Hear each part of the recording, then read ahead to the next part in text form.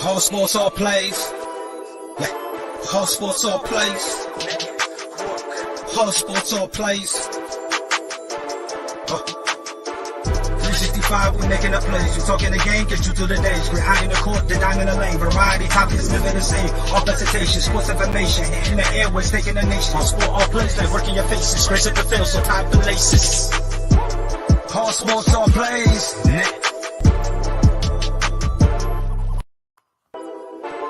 Whole sports all plays. Whole sports all plays. Whole sports all plays. 365, we making up plays. You talking the game, get you to the days. We're high in the court, the dime in the lane. Variety topics living the same. All presentation, sports information. In the airways, taking the nation. All sport, all plays, like working your faces. Grace at the field, so tie the laces. Whole sports all plays. Whole sports all plays. Network. We on top of our game. Whole sports all plays. Whole sports all plays. All right. Welcome to another episode of Real Talk. As you can see, we're a little short-handed tonight, but that's all right. You still got two of the best, and me and Ray Bond Chronicles over there, giving you some good sporting updates and news. Like I said, we leave our emotions at the door. Ray, we're leaving our emotions at the door, and we're going to keep it real tonight.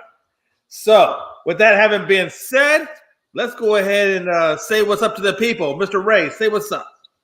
What's going on? What's going on, everybody? It's an exciting evening, been a hectic week. We got a lot to get into with a big weekend ahead. Let's do it. Absolutely. Hey, let's go ahead and get this. Let's just, Ray, I'm still riding the emotional high off of last weekend. Those games were so amazingly good. I've never seen a playoffs where I can literally say I watched every single game with intensity, Ray, with intensity from the very beginning to the very end, and was just blown away by it the entire time. I couldn't wait to watch the next game. That's how intense it was. And it just, I'm looking, and now it just makes it even more intense for what's coming up this weekend. How do you feel about what you saw last weekend, and how has it gotten you ready for what's coming up this weekend? No, I'm right there with you. It's kind of one of those things where last weekend was so intense. Every single game came down to it. And now it's kind of like you want to believe that the teams that moved on are going to give you another dose, like part two of what we saw this past weekend. And I'm hoping we get that. I think everything is set up to get that.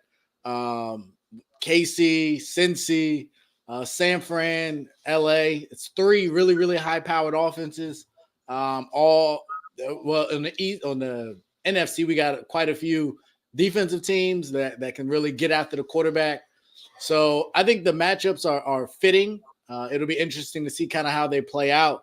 But no, I'm excited. I'm as excited. I was excited last week, but at the end of last week or end of Sunday, I was like, can't even, kind of believe everything that I saw. And I was kind of not shaking, but just kind of in the moment for a while. I know we talked about it on Monday.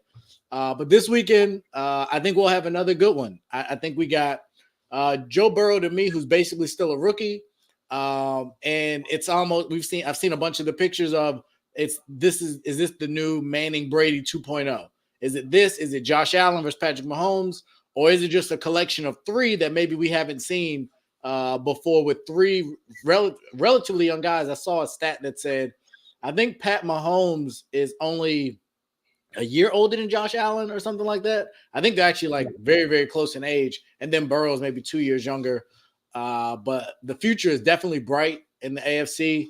So for me, I'm excited. But I do got to get to the picks. And this is tough. I was really surprised. The spread came out. Kansas City was a 7-point favorite, which I definitely did not think it'd be that wide of a spread. Obviously, the two offenses are high powered, but I definitely could see it being much more of a shootout than, kind of the seemingly one-sided to have a 7-point spread in a playoff game. But I am going to still go. I'm going to trust the people who have been there. I'm going to go with Kansas City to get it done. I think they get it done late.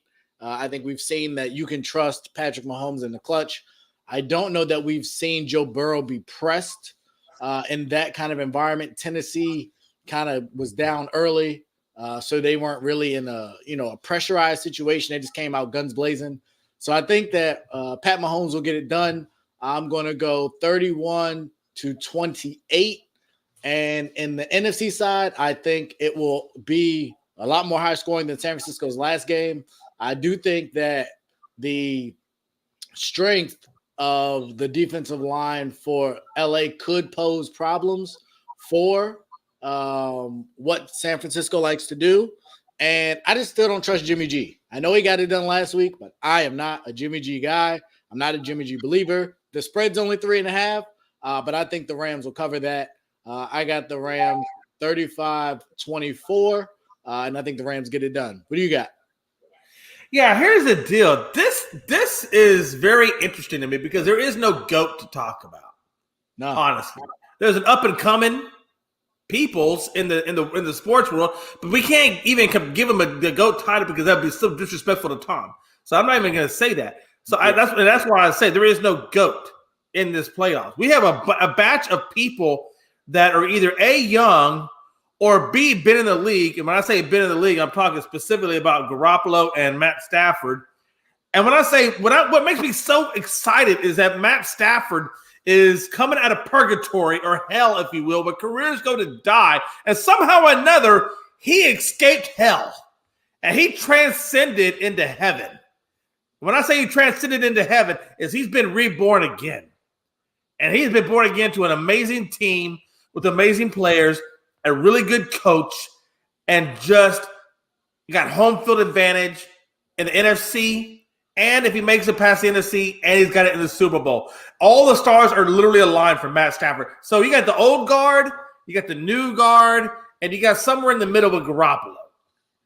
And I think that Garoppolo, and I'll start with the NFC side of things, I think Garoppolo got away with a lot of mistakes against Dallas. I think Garoppolo got away with a lot of mistakes against Green Bay. And Debo, Mitchell, and that defense covered him up, and they were able to get past it.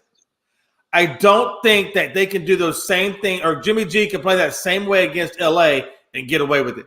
I don't think Aaron Darnold is going to let that happen. I don't think Von Miller is going to let that happen. I don't think Patrick Ramsey is going to let that happen.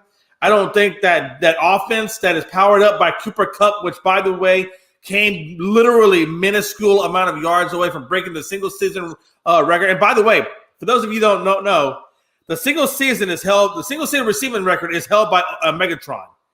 The one that almost broke it was Cooper Kupp. What's the common denominator there? Matt Stafford. So I just want to put that out there that this guy's been doing this for a while. He's just been in purgatory. Nobody's been able to see this. But now that he's on a good team, I think you're starting to see it now. So here's the deal. I have the Rams over the 49ers based on the facts that I've given you about the Niners and the facts I've given you about the offense and defense of the Rams. It's the Rams season. It's the Rams season. They've been waiting for this since Kurt Warner and their best show on turf left them so long ago. And St. Louis got the one Super Bowl with Kurt, and LA is going to get the next one. I believe LA will get the next one with Matt Stafford. Thank you. On the other side of the coin, we got the AFC, and that's where you have the Bengals with Joe Cool and the Burrow team versus Patrick Mahomes and the high-powered offense of the Kansas City Chiefs.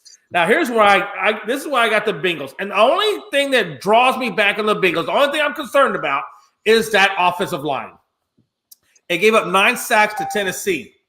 So that is the only concern that I have with Cincinnati. But here's where it turns for me. Even with that crappy offensive line, Joe Burrow still kept his cool, did not panic, kept Cincinnati in the game with Jamar Chase, Joe Mixon, T. Higgins, and of course the defense. And they won. They overcame that obstacle. Now, I do believe that Zach Taylor is going to have that offensive line. They're going to have a conversation. They're going to talk about things. They're going to go to film studies. I do expect a little bit better play from that offensive line. I don't think they're going to give – I do. I think they're going to rise to the challenge, and I think they're going to do it. On the other flip side of the coin, you got Kansas City Chiefs. They came off a great win. And let's be honest, let's just be honest. If you watch that game, you know that Buffalo's defense was gassed at the very end of that. But I'm not going to take anything away from Patrick Mahomes by the stretch because he also put a hell of a drive against Kansas City's Travis Kelce.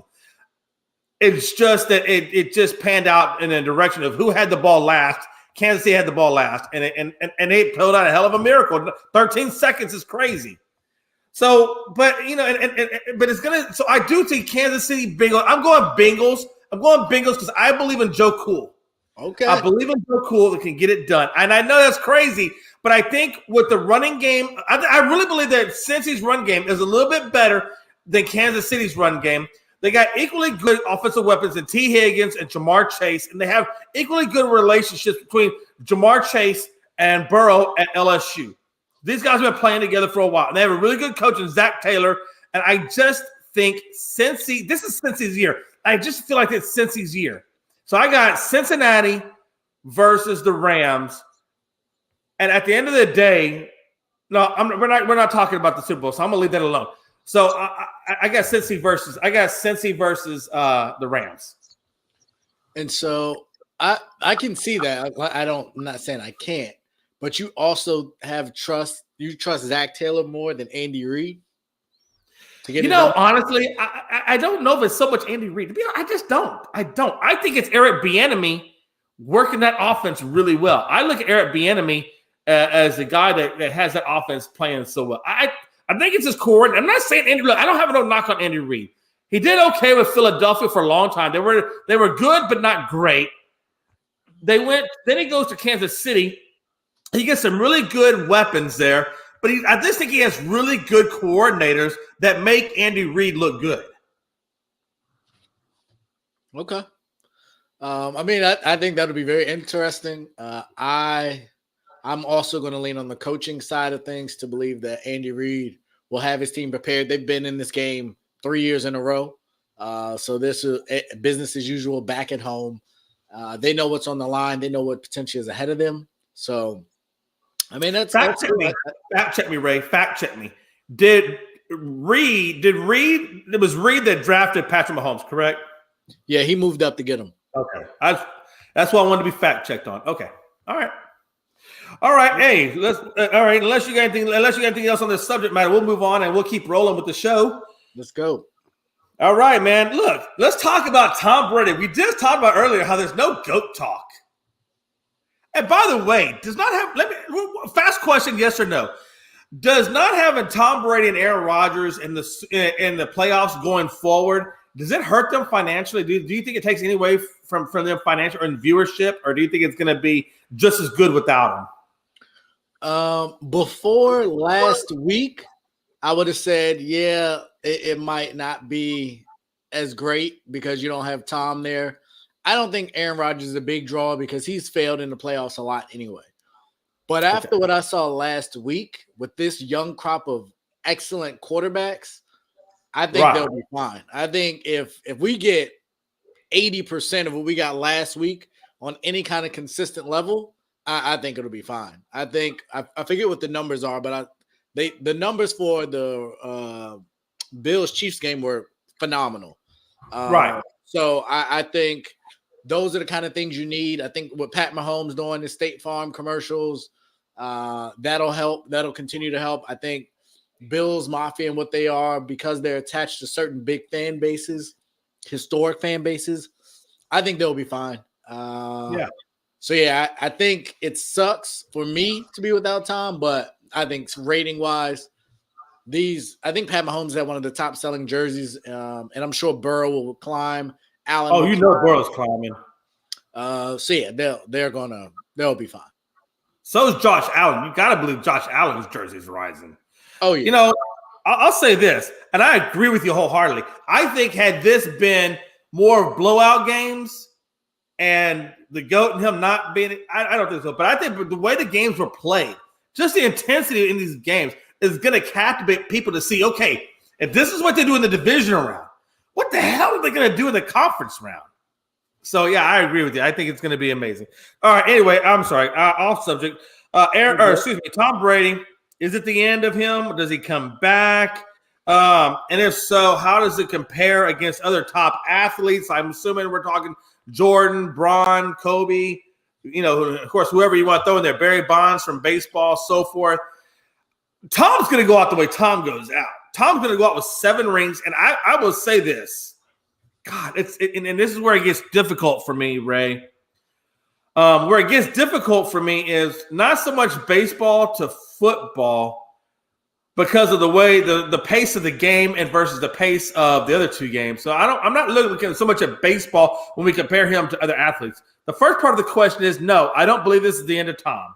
I know he talked about his family, and I know he says he's got to consult Gisele, but it's just something inside of me says the competitive nature of Tom Brady. I don't think he's going to be satisfied going out in the divisional round. I don't think he will be able to live with himself going out in the divisional round. NFC round, possibly. Super Bowl, okay. Divisional round, hell no. I don't think he's going to live with himself doing that. And so I think he comes back. The question is if he does come back, where does he go? Does he stay with Tampa, who, let's be honest, 23 unrestricted free agents, not a lot of cap room. They're going to have to let some people go. They have a suspect offensive line who has injury issues. I don't think he stays in Tampa. I don't, man. I think it's going to be interesting to me, and this really took me as a hot take and surprise because this guy is very knowledgeable when it comes to sports.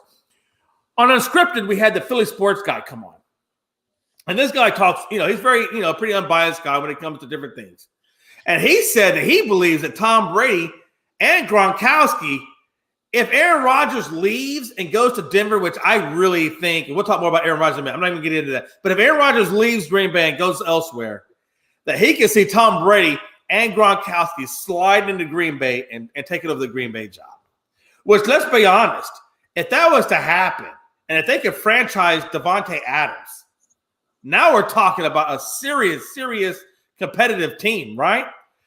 So I don't know. I don't think it's the end of Tom. I think it's just about where does Tom land?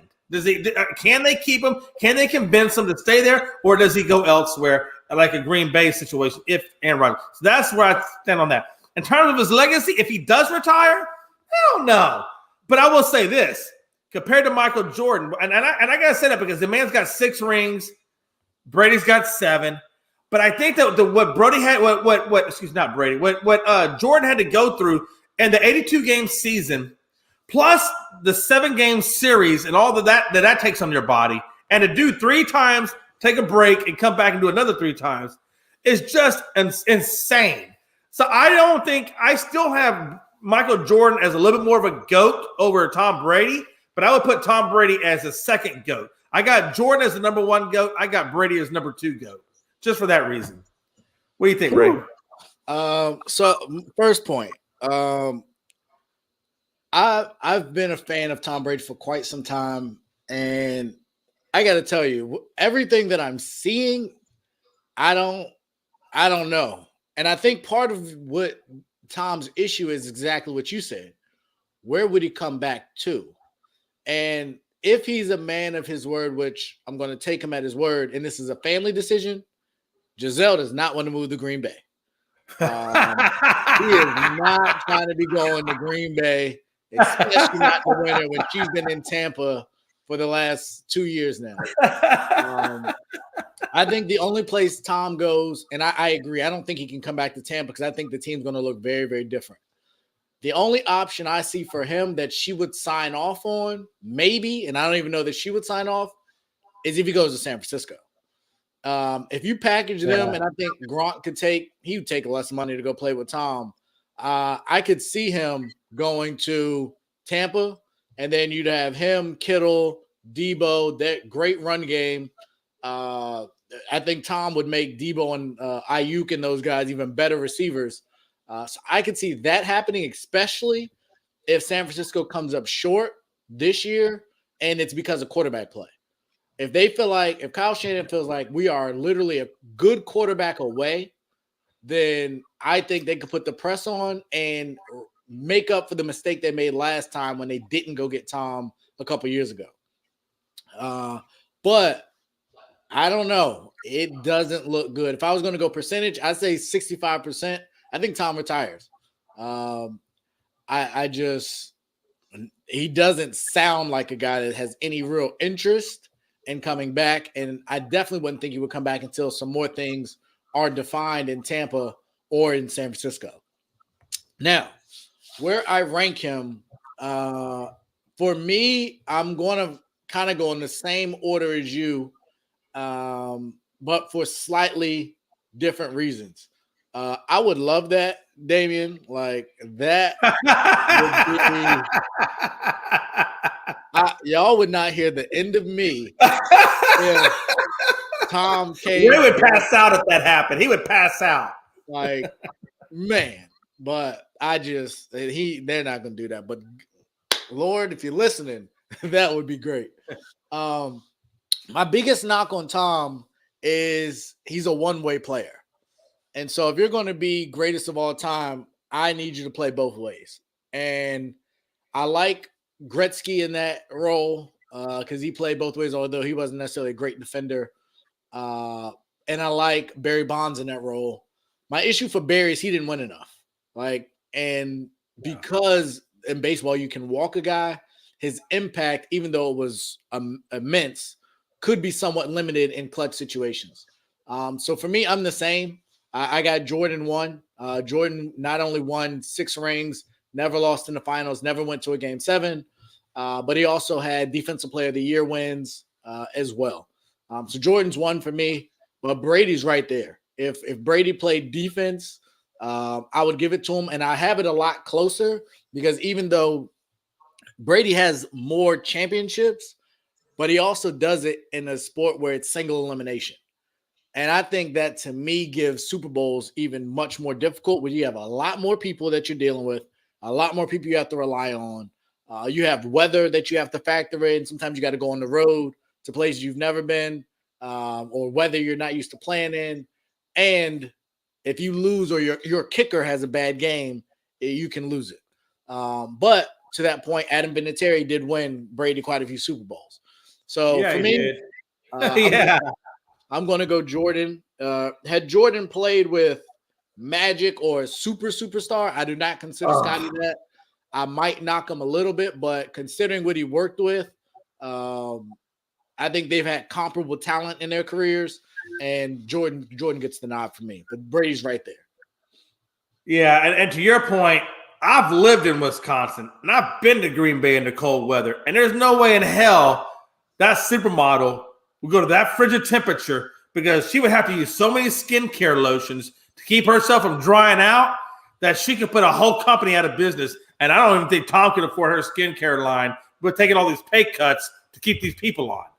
So, no, I absolutely don't think that Gisele will. And let's be honest, there's nothing in Green Bay. Hell, I'll even go further. There's even nothing in Milwaukee that could do any benefit for her career or her social life. So, no, I don't see Green Bay as a potential for them. But, hey, we'll see what happens. Or maybe he goes and Gisele says, go there and I'll stay here and whatever. And maybe that is the breakup point of Gisele and Tom, and they go their separate ways. But I don't know. We'll have to wait and see what happens. We'll move on. All right, so now we got Aaron Rodgers going to Denver with their new head coaching hire. And this is where it gets interesting for me, Ray. Talk to me.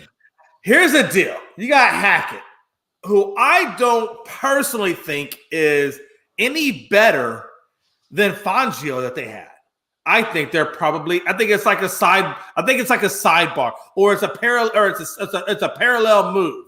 I think they're the same, to be honest with you. I don't think one's any worse. I don't think one's any better. I think it's just, slide him out, slide him in, but we still got the same basic type of coach. So what is it that would make Denver want to take on Hackett if that's the case? Because they could have kept Fangio and kept on rolling. They know Fangio got a Super Bowl with Peyton Manning, so why not keep on going? I'll tell you what keeps them on going.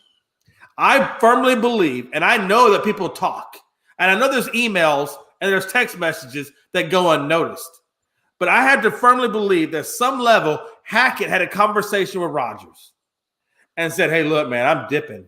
I'm going to Denver. You want to roll with me? I'll let you do whatever you want, just like you do everything, whatever you want here. You can do whatever you want there. But this time you get a better defense, I believe. I think you got better weapons, and you got me as your coach, and you can go play in Denver. How you feel about that? And I think that he probably got the blessing. And I think that when Hackett interviewed with Denver, I think they had that same conversation in their interviews, and they said, "Okay, listen, you bring Tom, you bring Aaron, we got you. Let's bring it. Let's roll it back because we needed somebody at the helm." That's just my personal opinion. That doesn't mean it's true, but I believe there's conversations between Rodgers, Hackett, and Denver that brought all this into fruition. What do you think, Ray? No, I definitely agree with that. I don't know. Obviously, I don't think you can formally do that. There's tampering rules and things like that. Of course it is. But I think given the slate of options at the head coaching position that were available, Hackett seems like the guy closest to Rodgers that you're trying to get Rodgers there. I don't think in good conscience, if there's no Rodgers connection, you hire Hackett ahead of whether it be Flores or Dan Quinn or some of these other guys. Like, by all accounts, I don't believe he called the plays. So what are you going off of? So no, I definitely think there has to be some kind of connection, maybe a wink or a handshake, or if you're Denver, and even if you haven't talked to Rodgers, you know the best chance is by bringing in someone that Rodgers has said he really, really enjoys. So I think that is not a reach by any stretch. I will be curious to see kind of how the NFL looks at that, if that so happens, or if this becomes kind of a package deal where they they package Rodgers with him in some form or fashion, because Rodgers still isn't free. So he would have to get traded. So I don't know if you're Denver, what you're willing to give up. Peyton Manning knocked on the door because he was a free agent. Rodgers doesn't have that freedom. So one, I think they'd be fine sending him to another conference. Two, I think they would be fine sending him to a very competitive division, sending him to Pat Mahomes' division, Justin Herbert's division, and sending him to Las Vegas is there as well. So I mean, it's an option, but I just would be curious to know what kind of compensation Denver would be willing to give up, because you obviously don't want to get rid of any offensive weapons because you need all the offensive help you can get. But no, I think there definitely was a strategy. I think we'd be foolish to ignore the fact that Hackett has a relationship with Rodgers, and Rodgers, by all accounts, wants out. So let's go get the guy that Rodgers likes and try and work on getting Rodgers here later. But it just makes too much sense to me. Yeah, absolutely. And I just have to believe that. And and to your point, I just don't think they have enough to give up. But hey, I'll say this, if they can pull it off, good for Denver. And I'll be honest with you, how weird is it that Peyton Manning leaves Indianapolis with only one ring, goes to Denver, gets a ring. Now he's got two, and now we're talking about Aaron Rodgers, who got one ring with Green Bay. Now he's going, or he's possibly could go to Denver. If you went to Denver and got a ring there, it's almost like we're looking at identical careers. It's amazing to me. But we'll have to wait and see what that happens. On the other flip side, let's talk about another boy, Sean Payton, who, as we know, has retired as of right now. He's retired, at least for right now. I don't know if official paperwork has been filed, but he's definitely taking a sabbatical from the NFL, and I guess he's going up to Idaho, and he's going to relax and contemplate where he wants to go next. He's from Idaho? Yeah, Alvin Kamara came out and said, "Hey, I'll come out and see you in Idaho." And I don't know if he's from Idaho, but I know Alvin Kamara put out a tweet saying, "Hey, I'm going to come out and see you in Idaho." So I'm guessing he's going to be out in Idaho at some point. Either way, let's talk about where he's not going to be. Where he's not going to be is New Orleans. The question is, and it's a two-part question.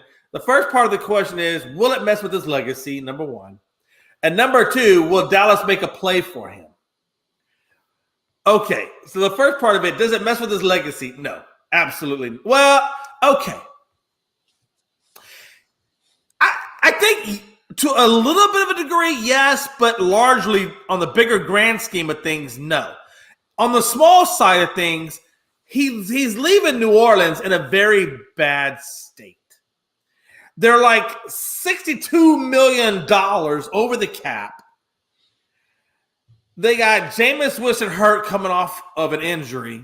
In the middle of a developmental period, he only really had one developmental year. He's got to go into his next developmental year.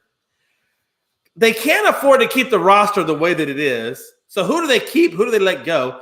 My point is this. What hurts his legacy a little bit is the way in which he left New Orleans in a very bad financial situation. He left them in a bad financial situation. So pretty much they're going to have to, I think, dismantle that team and start from fresh in order to get out of the cap hell that they're in. And let's see who they keep. I think they keep Winston. I think they keep probably Kamara. I think they keep Thomas. And I think everybody else is just a dumpster fire. And let's just see what we can build from there with the cap, whatever it is. So I think it hurts his legacy a little bit in terms of the way in which he left New Orleans. I think it hurts him a little bit there. But in terms of his overall, the greater, bigger picture of his legacy, I think he's going to be just fine. Because let's be honest, he brought New Orleans their only Super Bowl. He brought him a Super Bowl in a time of Katrina when everybody needed something to get them out of that depression that they were in because of what they had lost. So I do think that, and overall, he has an overall very competitive and winning record. So I think when you look at it as a whole, I think he's going to be just fine at the end of the day. Does he come to Dallas? If I'm the GM, hell yes. Mike McCarthy, get your last paycheck at the door. Personnel will take care of you. They'll make all the arrangements.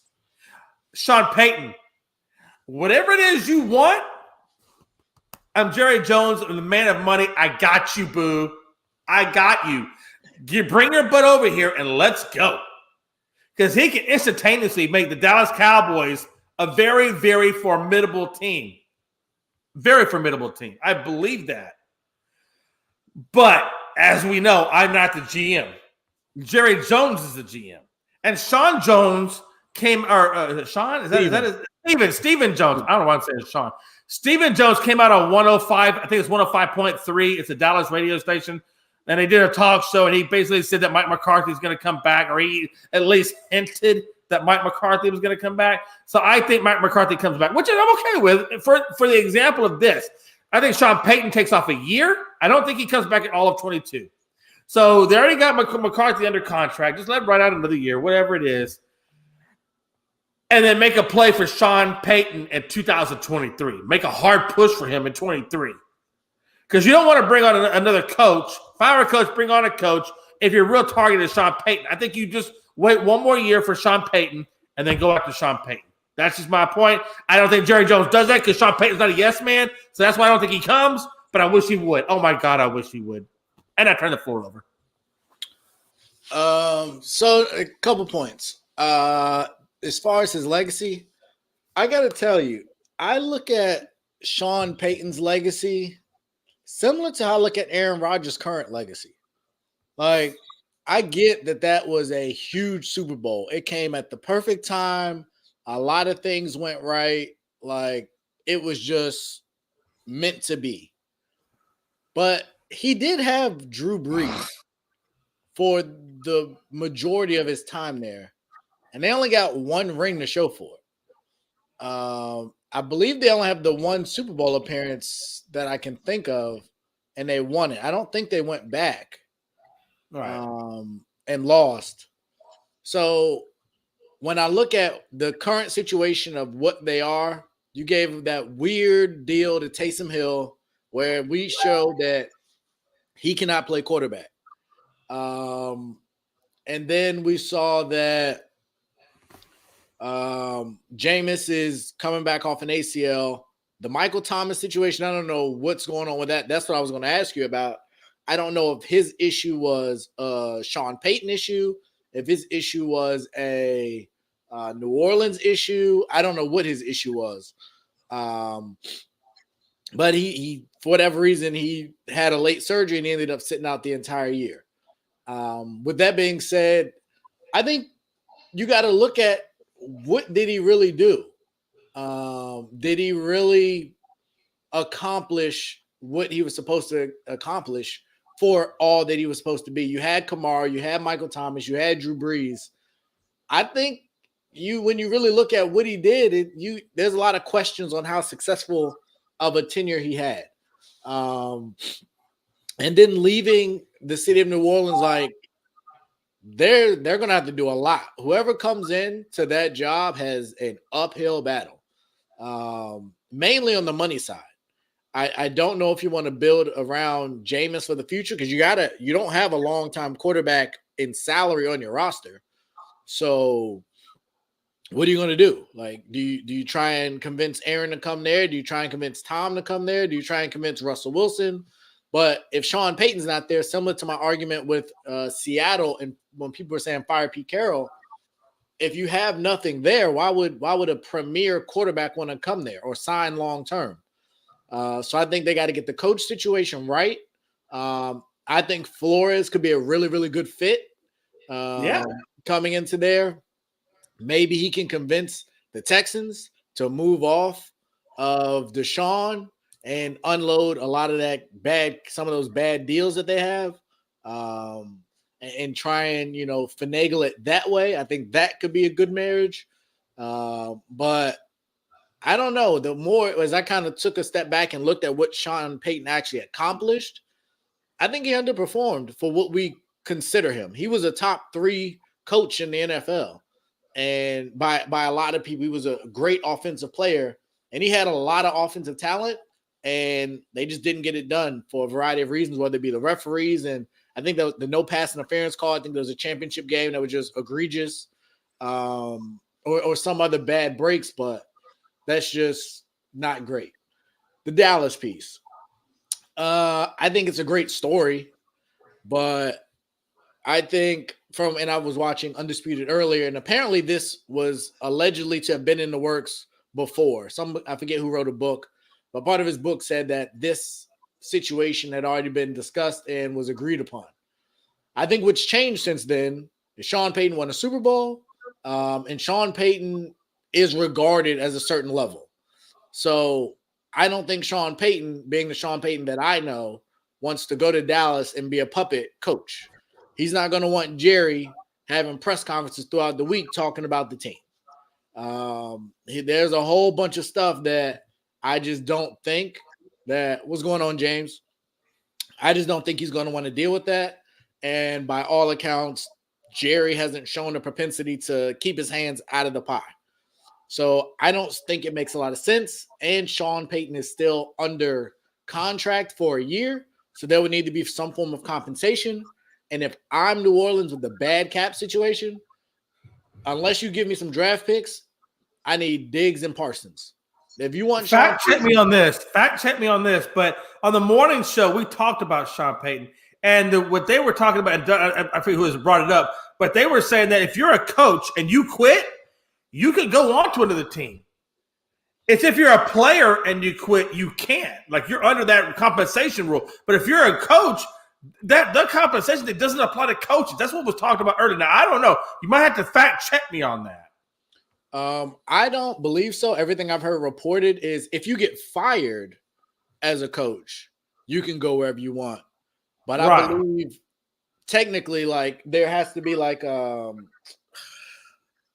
I can't think of the example that they gave. Oh, when John Gruden went to Tampa Bay, they had to give some kind. There was an exchange for that reason. So I don't think it's not like college where you can just bolt and leave the people high and dry. Like, he has a contract that would need to be fulfilled, or they keep your rights in the NFL. So there would have to be some kind of agreement to allow him to walk. And there's been, I think, a couple other cases of that. That's kind of what I thought too, Ray. I should have fact checked myself before I came on the show, but that's what I thought too. I thought if you quit, there's got to be, you're still under some kind of contract. You got to give them something. You can't just walk away. Right. You can't just say, I don't want to work for you anymore. I'm going to go work for someone else and just leave a team high and dry. No, there's compensation that has to be exchanged there. But to that point, to the Dallas point, I don't think it's a great fit. And I think it makes them better. But do I think it makes them better than the Rams? No. Do I think it makes them better than San Fran, especially if San Fran can go get a quarterback? No. I think they would beat up on the division. So you'd win quite a few division titles, but I don't see it putting them necessarily over the hump. So I wouldn't be, as a Washington fan, it would suck divisionally, but as a Washington fan, I don't think there's a huge Super Bowl concern based on just him moving there. But I think it would be exciting and galvanizing for the franchise. Oh, absolutely. And to your point, I think the best coach to go into New Orleans is Brian Flores. It just is. Because of the situation, and it would be, honestly, it would have been the same thing for the New York Giants. He would have been great at either one of those two franchises if they could have got him to come on, because both of those guys need a total culture change and they need a total rebuild in order to get back to being in a competitive level. And I think Brian Flores would have been the guy that could have gotten New Orleans back on point, could have got New York back on point, just by the way that he develops and recruits and all the things that he does in between. I don't think that Brian, if you're looking at New Orleans, there's no way he brings in Deshaun Watson just because they don't have the salary cap. And I don't think New Orleans would go for that. I think New Orleans would say, look, we're paying Jameis Winston $5 million. Jameis Winston's playing at a pretty damn good level, and he had us playing at a really good level until he got hurt. So let's see what you can do with Brian, or let's see what you can do with Jameis Winston before we talk about bringing in a Deshaun Watson, because we got so many other freaking needs that we need, and it's stupid. And I don't know if Deshaun Watson would want to go to New Orleans just because of the fact that they're going to have to do a lot of reconstruction. And I don't, honestly, truthfully, Ray, I don't know if New Orleans can afford to bring on him, given it the cap situation. I don't think they have the money to bring on a Deshaun Watson. That's what I was saying. They would have to trade some of those bad contracts. Oh, yeah. They would have to part with a Kamara or a Lattimore, or I don't think they really want Taysom Hill.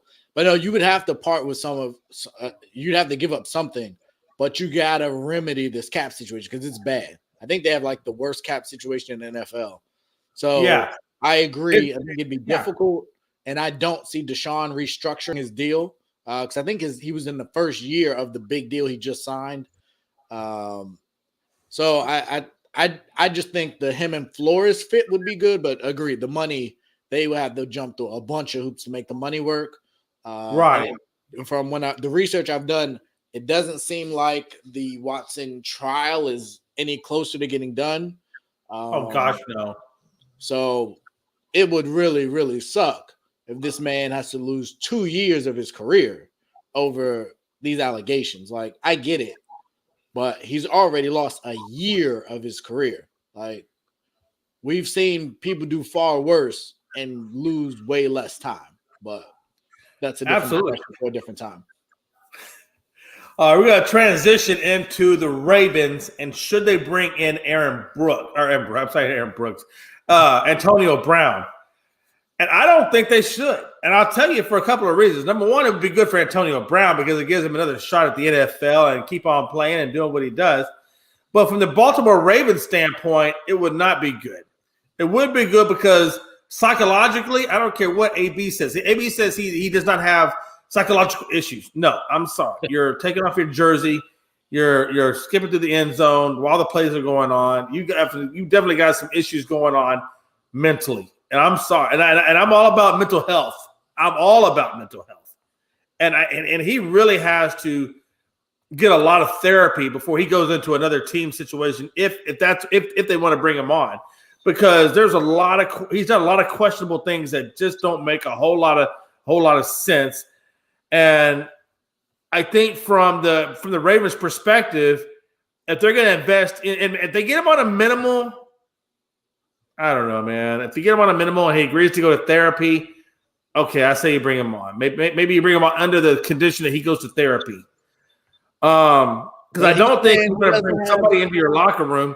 I don't know if you want to bring somebody into your locker room if they don't have themselves together all the way mentally. Because do you really want that distraction in your season? What do you think, Ray? I mean, and real quick to Damien's point, I think Sean Payton in New York would be great for him, but that team just sucks. So I don't think he would want to deal with that. Salah can rot there and ruin his career. But to AB's point, I think that's the thing. The AB said the Bucks offered him $200,000 to go get help, go get counseling, and he balked at it.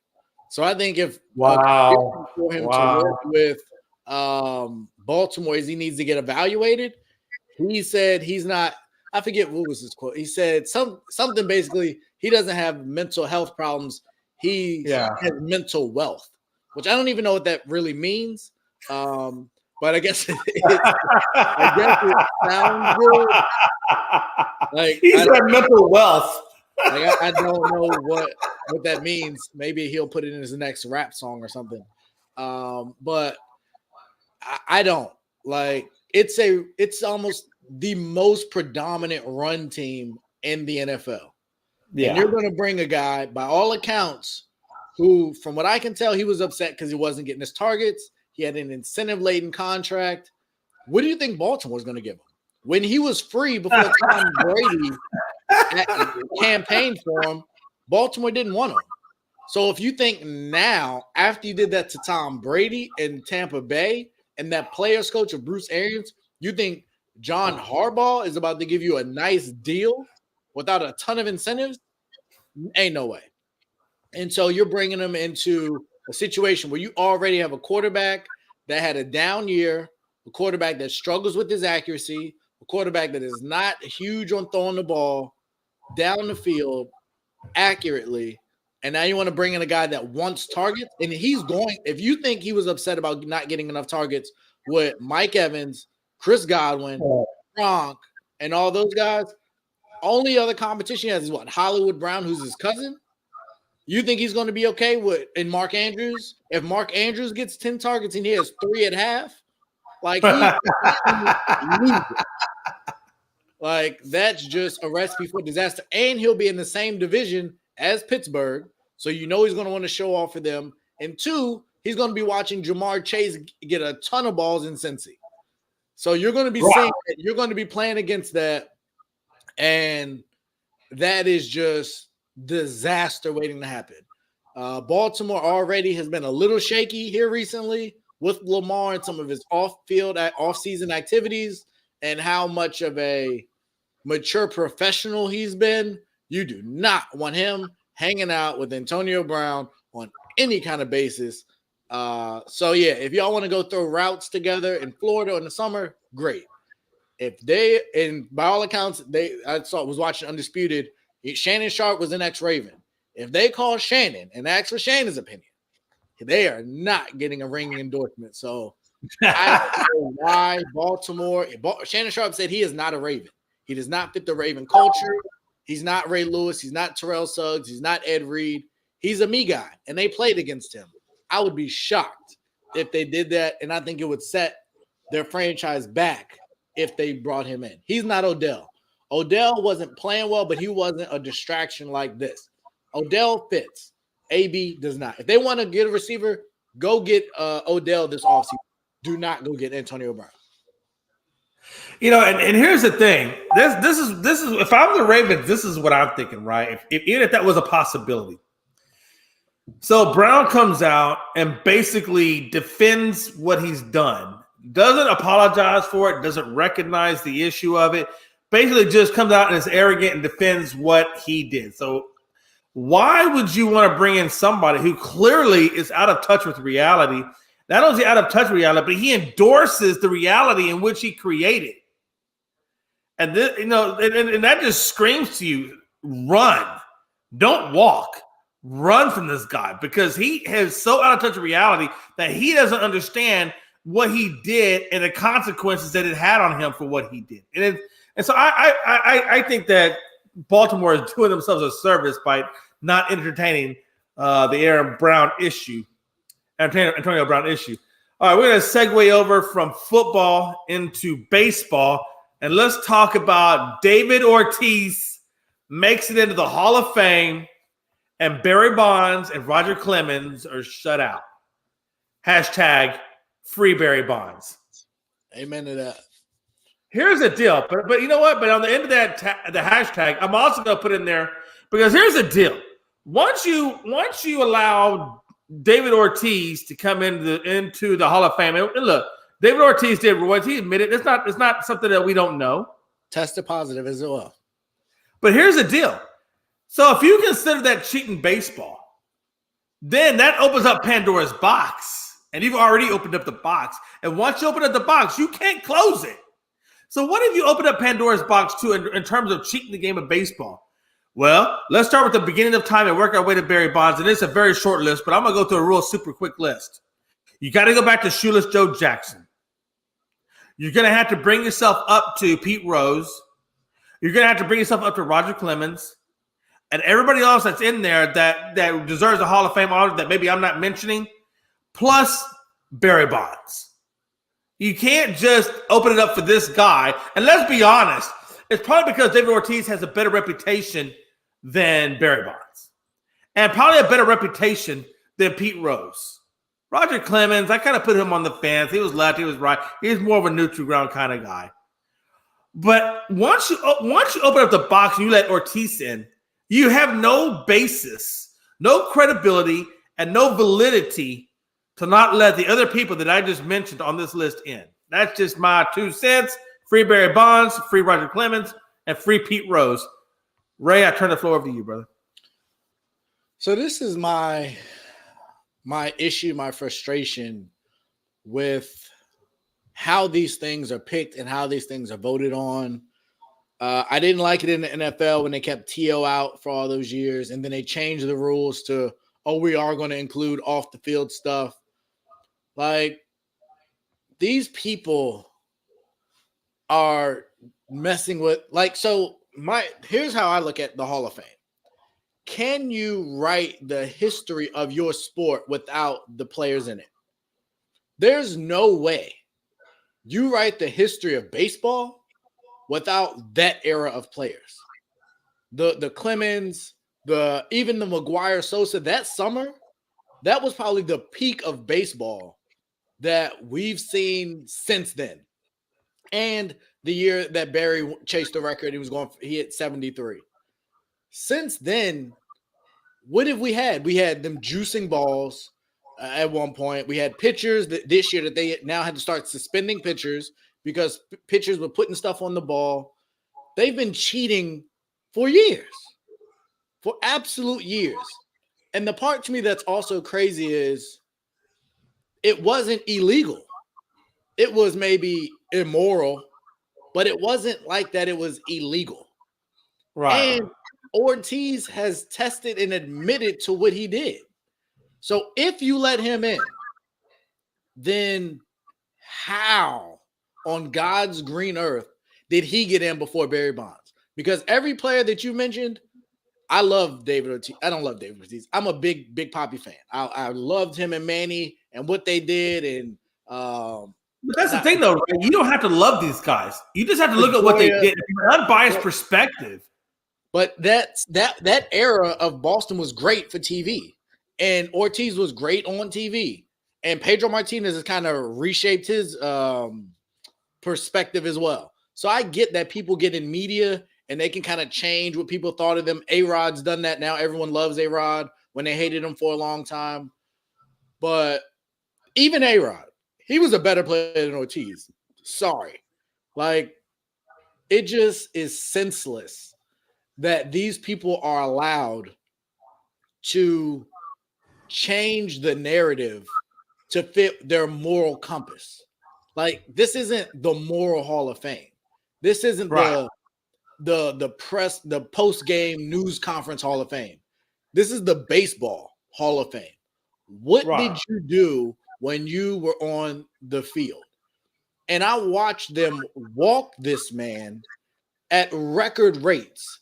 And he would get maybe 2, maybe 3 pitches to hit in a game. And he took advantage of it. Like, even before that, he played, we talked about all-time great. He played both sides. He won a bunch of Gold Gloves. The only thing I would knock Barry Bonds on is he didn't win as much as maybe he would want. And some of that was Jeff Kent, who I don't think did enough in the postseason either. But I think it's criminal. I think those people that voted for Papi over Bonds that filled that out, all of them should be suspended from being able to vote. That's just criminal. It's wrong. And it was on his last time, and for it to inch up like every year to get kind of close is just a joke. It makes the Hall of Fame look like a joke. And if they start putting a bunch of these modern day players in, if A-Rod gets in, if others get in after Bonds was excluded, oh man, that's ridiculous. That will be really, really bad. So I'm happy for Ortiz. I think he's a Hall of Famer, but there's no way he got in before all those other players. And for what it's worth, the fact that you can gamble the way in which you can, Pete Rose should be in the Hall of Fame too. He should have been in the Hall of Fame, but like these unwritten traditional rules about baseball is what's killing the game, and why they're in a current lockout as is, like, it's just annoying and disappointing. And hopefully somehow they can fix it, change the dumb rule that 10 years is it, but I don't see it. But it's sickening that they were allowed to get away with this. And there are 4 people, Ray. There are 4 people that undeniably that should be in the Hall of Fame for what they did. 4 people over everybody else. I don't care who you talk about. 4 people that should be in the Hall of Fame before anybody else. Number 1 is a strikeouts leader, which is Nolan Ryan. Number 2 is your saves leader, which I believe is Mariano Rivera. Number 3 is your hits leader, which is Pete Rose. And number 4 is your home run, most home runs ever, and that's Barry Bonds. For those 4 guys who led their statistical categories than anybody else, how do you not have them in the damn Hall of Fame? And that's a great point. If chicks dig the long ball, you're saying that the guy with the most all-time home runs and the most home runs in a single season is not in your Hall of Fame. Right. Absolutely. That makes no sense. There's a home run derby. Your there is hitting home runs, and the guy who had the best home run season and the guy who had the best home runs of all time is not in your Hall of Fame. That's absurd. Hashtag, we need a new voting system. I'm just going to put that up. We need a new voting system. And no, I don't want to hear that craziness. No, Damien. Hey, Damien, you're a good dude, but no, man. Listen, that you don't. No, I don't believe that one. Oh, Savannah Dean. Holy crap! I thought you died. Yeah. No, I didn't die.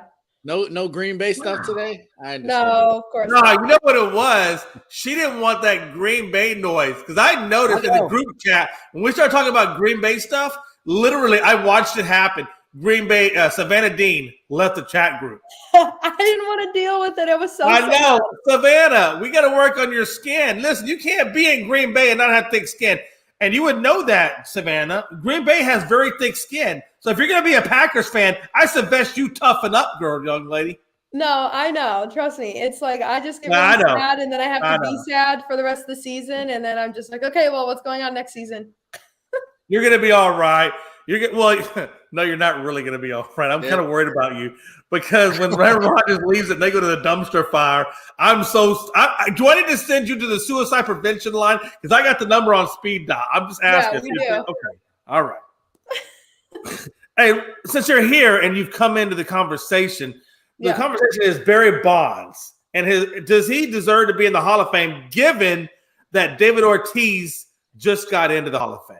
Yeah, I think he does. I think he does. I was looking at stats and stuff. Like, I'm not a huge baseball person. I don't follow it like I follow basketball and football and stuff. So it's not like I can sit there and have conversations like that. But looking at stats and stuff, I think he deserves. I think the whole like steroids and anything, drugs and anything, like I think that's ridiculous. Like, I think you need to just put him in.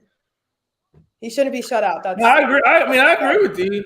I agree with you. That's what me and Ray were talking about. I don't know how you justify Ortiz coming in and then turn around and say, well, your all-time home run leader, your all-time hit leader, and Roger Clemens don't come in. Right. It doesn't make any sense to me at all. But that's neither here nor there. we'll wait and see what happens. But I do think, like you said, if they let in anybody else that has issues, like for example, A-Rod, and we all know that A-Rod came out that big grandiose platform. Remember that when he was in front of all the cameras and talked about it? I think A-Rod may have even cried a little bit. Yeah. I'm just saying, it is what it is. And I guess reputations matter, right? Do reputations matter? I don't know. Does reputations generate revenue in the ballparks? I don't know. Does it?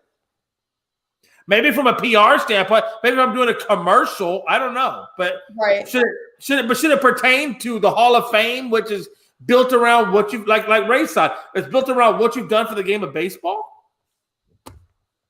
I don't know. We shall transition. We shall transition into what is the next NBA? Oh, now we're gonna go to the NBA. NBA All-Star snubs. I'll be honest with you, Ray. I'm gonna let you and Savannah take this one because I did not get a good copy of the All-Star snub. Ray, I'm gonna let you do it. Savannah, you're gonna follow up, and then I'll just act like I know what I'm talking about. Ray, Okay. Ray, who are your All-Star snubs?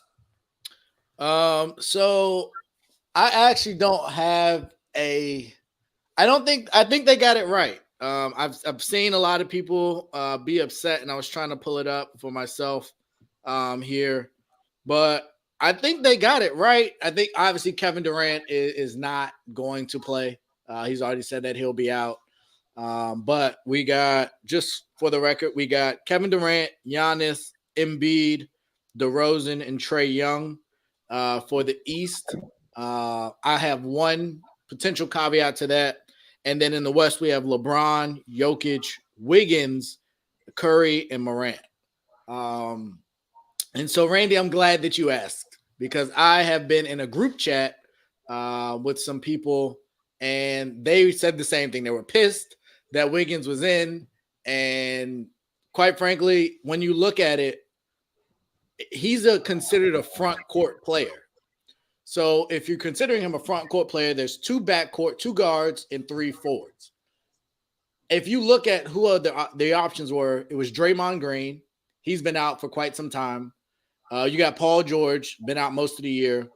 Rudy Gobert, really, in an all-star game. We're not picking Rudy. Karl Anthony Towns. The Timberwolves are barely a game over 500. So maybe you argue, Cat. Anthony Davis has missed a bunch of time. Carmelo Anthony and DeAndre Ayton are the next group that could have been potentially voted or, in that category. So for me, I go with the guy that has put up pretty solid numbers, has filled in and helped carry the team to, I think they have the second best record in the league. And he's just been underrated. Like, I get to watch all of their games through League Pass, and he's played great. There's been a number of games when Steph has been shooting absolutely miserable, and he's carried that team on offense and defense. And I think we live in a society now where most people go look at a box score, or they go look at, NBA.com and check the stats, and that's how they base their decisions. But if you look at what he has meant to his team, I think he's been right there. I believe that he deserved it. I saw that someone said for Karl Anthony Towns, he's had a decent year, but really if anybody should have been an all-star on that team, it's Anthony Edwards to me. Karl Anthony Towns he's been solid, but he hasn't been anything special. I think, and I saw Randy brought up points per game, but it's more than that. And I'm happy that they decided to reward somebody for something other than someone that just puts up a bunch of points on a team that's losing and not contributing to winning. Andrew Wiggins is specifically contributing to winning and has helped steady that ship, because I don't think anybody saw Golden State being what they were going to be.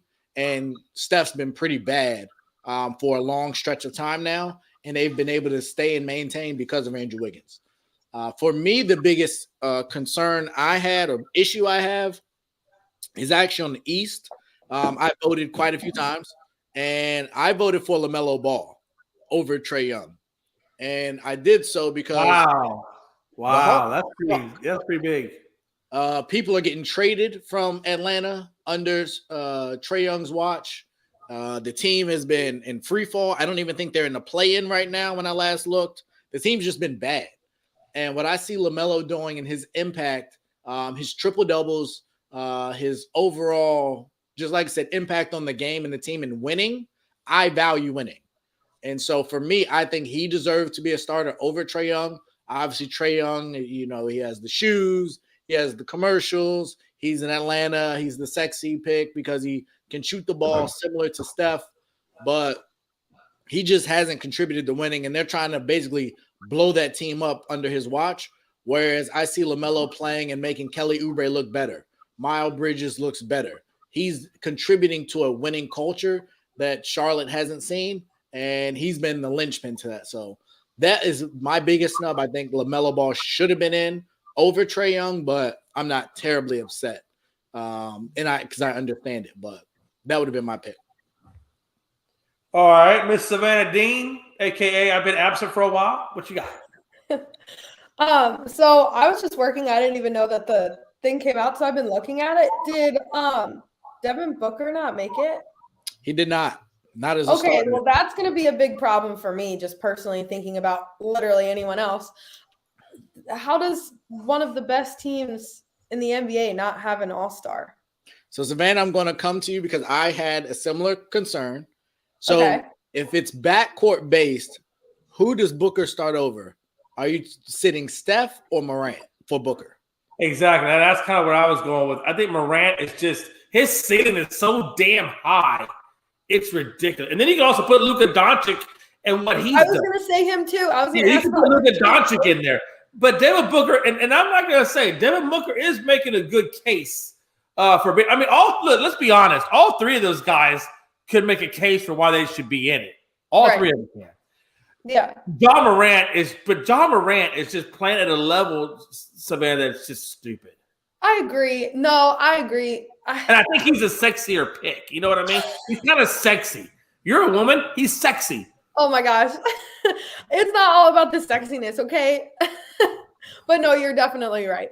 I mean, it's just, I don't know. That's just crazy to me. I feel like Devin Booker has been so consistent, and like after last season and the way he's been playing this season, isn't he? I think he's averaging like 25 points a game, and like his defense is pretty stellar. So I feel like for him not making it, that for me is going to be like the biggest snub. So yeah, who would he make it over at guard though? And I think the other part to this for the starters is you got to factor in the fan vote. And Steph had almost 7.7 million. And John Morant is kind of I don't want to disrespect him, call him the flavor of the month, but he's kind of the it guy right now. Right. So when you talk all-star game, John Morant was at 3.5. Devin Booker was below Doncic and Klay Thompson at 1.1, which is solid, but yeah, that fan vote is important. And I think John's playing at he's just playing at a crazy level right now. Yeah. He is. He's just playing at that level, honestly. And maybe we get more into it later. But what meant with the crazy, I don't know what's scarier. And I'll ask you guys real quick: what is scarier, honestly, John Morant's ceiling, or how well Memphis has played when John Morant was out with injury? Savannah, you can go. No, I have to say his ceiling. I mean, the team's good overall, but you can't pick the team over just him in general. Personally, I just feel like he's obviously an all-star right now. He's been playing well, and I think all he can do is just get better. Right. I don't necessarily. Yeah. I mean, obviously, there's other people that you can bring in over him, and the team would still be really good. But I think this team is just going to continue to get better with him playing better. I agree. Ray, how you feel about it? I would have to go back and do more research because I've used they went 11-2 without him, but I would have to see who they played and beat during that stretch to really give that a little bit more validation, see if they beat some big teams at some big upsets. But I agree with Savannah. I think the ceiling that he has, and for me, I think he might be the most clutch player in the NBA currently. Like when I watch their games, at the end of the games, you can't stop him from getting to the basket. You can only hope he misses that floater or that mid-range or that layup. And I watched the other night, I can't remember who they played, but it's like at a certain point, he just took over. And they ran that high screen and roll, and you could not keep him out of the paint. And when you're shooting layups, you're going to have a pretty good shooting percentage in clutch situations. So I think as he continues to evolve in that regard, he will continue to be even better. Yeah, Randy, it was the Nuggets. Thank you. But he's phenomenal. That 360 layup he hit the other night was just sick. He had the behind the back in between the double team.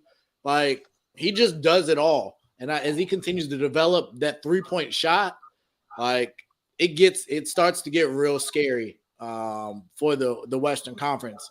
And as some of those guards get a little older, the Chris Pauls, the Steph Currys, he's going to be around for a long time. So I'm excited to see it. I'm happy for him, happy for Memphis to have an all-star. But yeah, I can't argue much more than that. I like Booker, but if anyone of the two, I would have sat Curry for Booker, not Morant. I think Morant was more deserving to me than Curry, based on the way Curry's been playing and what Booker has done for his team. Yeah, I think Curry's a very popular pick. Like, I think overall, just the way, because of his comeback, and even he's been playing decent, but I think he led. Did you say he led in the fan votes? But I think he's just the overall most popular pick right now. Yeah, he was second to LeBron, who had 9 million. No surprise there. Okay, yeah. So I other person over 7. Hey, real quick. I want to address Randy Jowers real quick. You know what, Randy? I'm going to come see you in May 1st, as a matter of fact. I'm going to come see you, Randy Jowers, May 1st. Me and you are going to hook up. We're going to link up. We're going to leave the wives at the doorstep. And me and you are going to go out to Bill Street. And me and you are going to party like 1999, because it's just like Mardi Gras, baby. And I'm going to collect all the beads. Put that out there. Memphis in May. If you don't know about Bill Street, Memphis in May. Anyway, as I digress, let's talk about AD for a minute. Has his return changed our opinion about the Lakers and what they're going to do? I'm going to start this off real quick. Hell no. No. And I'm going to tell you why. Now, granted, they didn't have LeBron James because he did have knee soreness, so they're doing a little load management with LeBron. Hell yeah, Randy. Wait, you say let's go, man, but when we wind up in jail and it's hangover time, you might regress from that. But anyway, listen. Hey, just make sure you're out of jail in time for the show. Man, listen. I always keep bail money on the standby. We're good, and I got a good lawyer, so we're fine.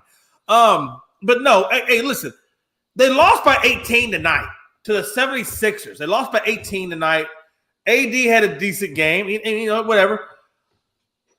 But I think even if LeBron James had played tonight, I still believe that the Sixers would have beat the Lakers. I don't think this Lakers team, and I still believe that this Lakers team is not constructed to go all the way. I just don't believe in Westbrook. I don't believe that, Reza, and I don't believe that even Carmelo Anthony are going to help this team enough that makes it overturn that decision. I just don't believe in this Lakers team. I don't have a fear of them. I don't have a belief in them. I don't think that they have the right culture.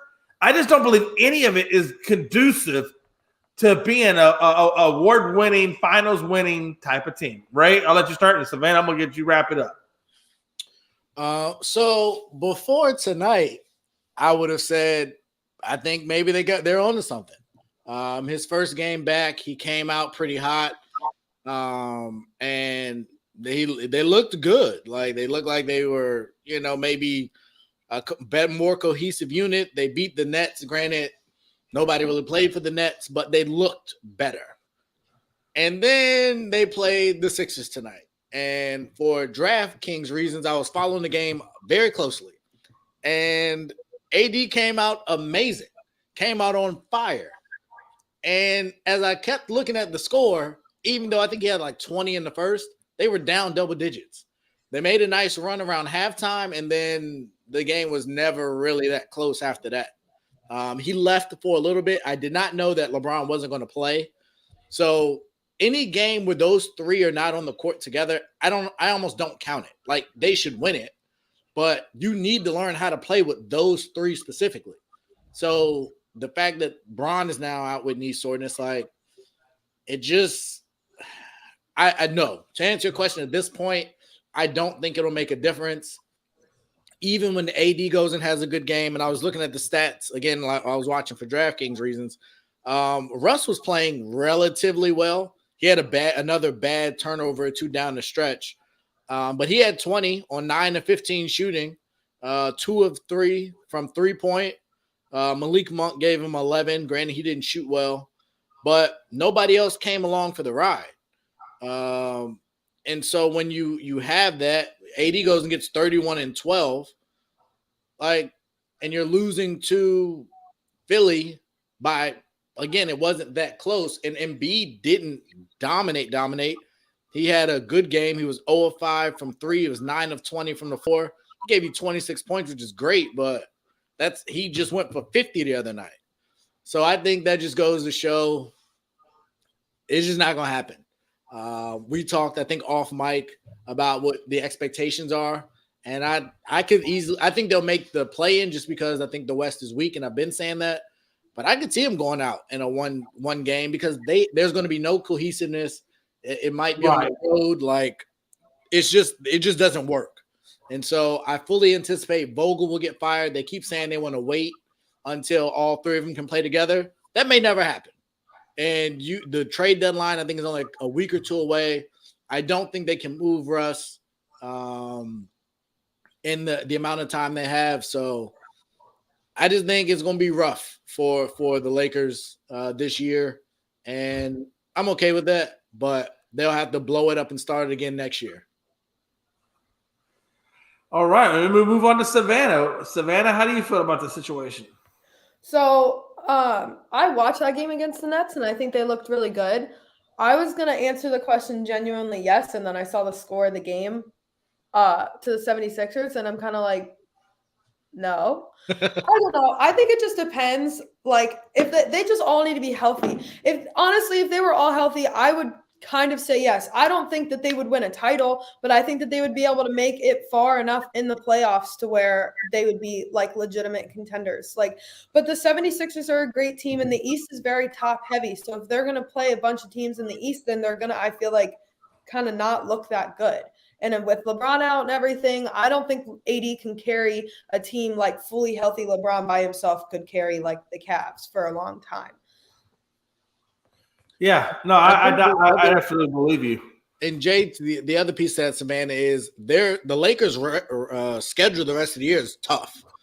They had a bunch of home cupcakes. They played Sacramento 3 times. They played Oklahoma City 2 or 3 times. They played Houston 2 or 3 times. So now they're going to have to go play all those East teams you talked about, many of them on the road. So I don't think it's even when they've got Brooklyn on the road, but we've talked about it on here. That might be a benefit to get Brooklyn at home when Brooklyn's at home because there's no Kyrie. So, and let's be honest. With two guys. Okay, LeBron's 38, knee soreness, load management needed. AD, who's been hurt the last 2 years, off and on consistently, needs load management. They can't play the kind of minutes you want them to play. I mean, the team doesn't have – outside of those two guys, if they're not on the court, that team is in serious trouble. And I think that's what shows night in and night out. And I think – you can take the Russell Westbrook conversation.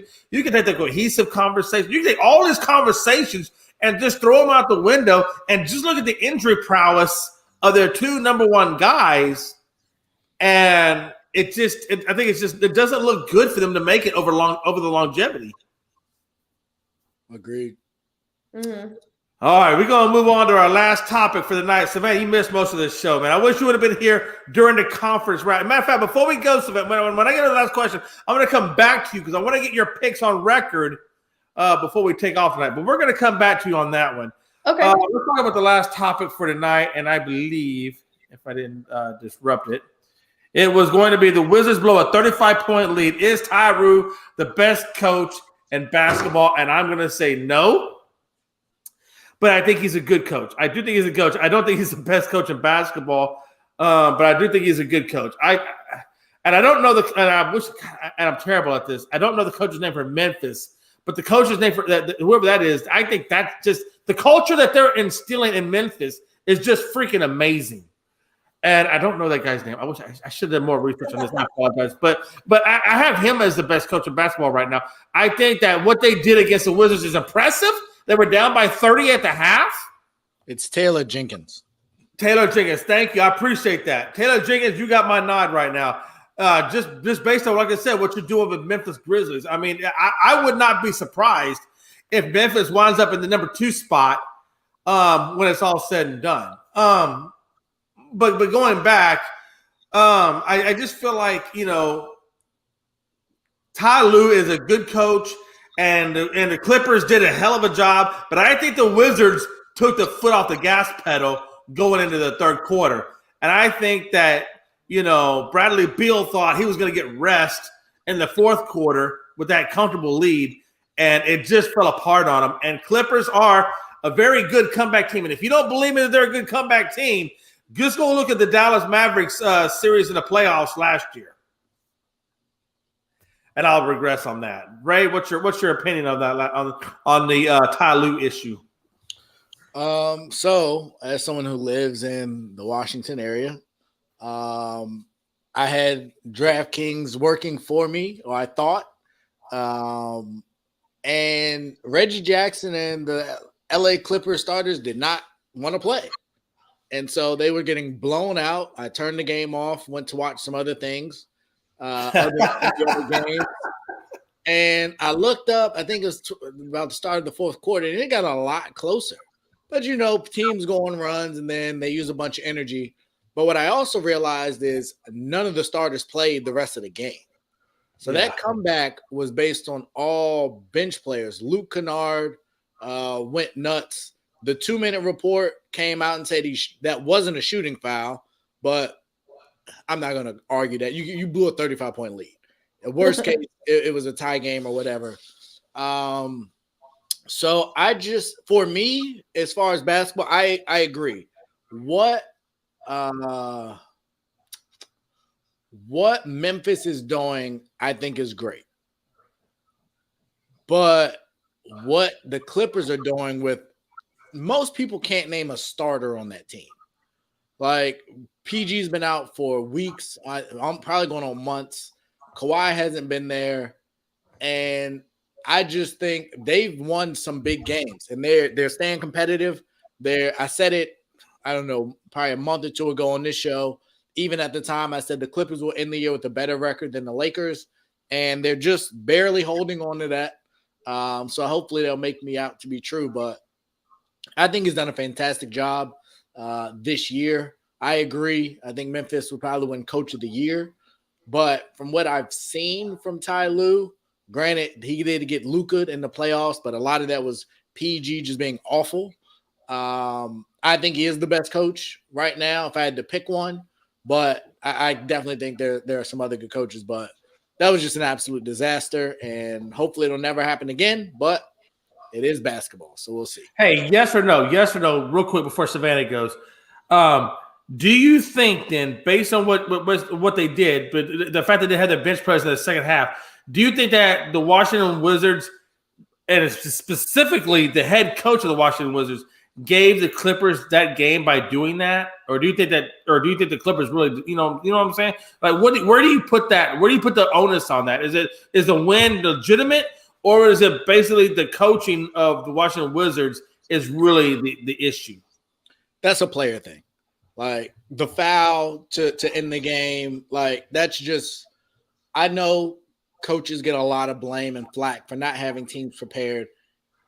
The coaching, if you want to say the coaching got you up 35, like, at some point you just got to make shots. And they were shooting. No, but what I'm saying is, do you think it's a bad decision on the coach's part by not putting his starters in there to make sure? No, I think the bench players were just playing better. So I think I watched the Warriors lose the other night. I forget who they lost to. It was a bad team that wasn't playing a bunch of players then either. So it happens. Like, there's this idea that there are bad players in the NBA. And I just think that's not true. Like, they might not be superstars, but if any NBA player went to your local gym, they would dominate. And I think it was a bad night. I think to a certain extent, the coaching took the foot off the gas, and I'm pretty sure the head coach, he's a junior. I can't remember his name of Washington. He's been out for COVID, so I don't think he was the head coach that night. But that's a player issue. Like you can't lose that. Like look who's looking to join here on our last topic. But really, Mike Hughes. This is how we roll now in the company. Right. Bro, what happened, bro? You're worse than Savannah right now. I had work. You know Hey, what? hey, watch this. Hey, not to cut nobody off, but right now Savannah was looking pretty bad. And the fact that you came on just now, Savannah, he took all the heat off you. Right now, Savannah, you're looking like the best thing since sliced bread at this point. So just take it for what it is. Savannah, you're in good spot. You're in good spirits. Mike Hughes, you're terrible. You're a dumpster fire. I have a reason though. No, I don't want to hear a reason right now. You can tell me when it's your turn. Hey, it's valid though. Ray, I don't mean to cut you off. I'm gonna let you finish your thoughts. But no, I think it was a player issue more so than a coaching issue. Like you got to have some form of pride. Like that's just absurd to give up that in the second half. It was like halfway through the second half. Like that's just Bradley Beal. You got to look yourself in the mirror. Kyle Kuzma, all those guys, and reevaluate some things because that's trash. All right, Miss Savannah, what you got for us? I'm gonna let Mike wrap it up. Mike, if that's your best accomplishment in life, okay. Everybody, give it up for Mike. That's the best accomplishment he's had all day. All right, Savannah, give me your thought process on the Ty Lue issue. Is he the best coach in basketball right now based off of that 35 comeback performance against the Washington Wizards? If you're basing off just the comeback, you have to say no. But if you're basing off like who he's working with and what teams they're facing, then I feel like there's a chance for you to say yes. Like, yes, Memphis is doing great and like Phoenix is doing great and their coaches are bringing good culture and they're winning and they're making it far. But for who the Clippers have on their team and like what they're dealing with right now, I feel like yes, like it is a player issue for them to blow like Washington to blow that lead. Like that's ridiculous. That's absolutely ridiculous. But I feel like Ty Lue is doing a really good job right now with dealing with what he has and putting his effort forward and coming back and winning. So I would say like for what they have to deal with and who's on their team, like just because they're not the best team in the NBA doesn't mean they can't have the best coach. So I feel like it's definitely a possibility. Basing it just off that game and that comeback, no. But overall, yes. Mike, before I go to you, this is the question I posed to you based off of you already know what the question is, but I want to pose a different question to you to get a different angle and see if you still stick with what they're saying or if you go a different route. They're basically saying that, and Savannah and him said, based on the personnel they have available, not who they have as a collective unit, but the personnel they had available, he's the best coach. My position is Ja Morant was not there for a while. They went 11-1 without Ja Morant. They didn't have people either, but yet they went 11-1, and they're the number 3 seed.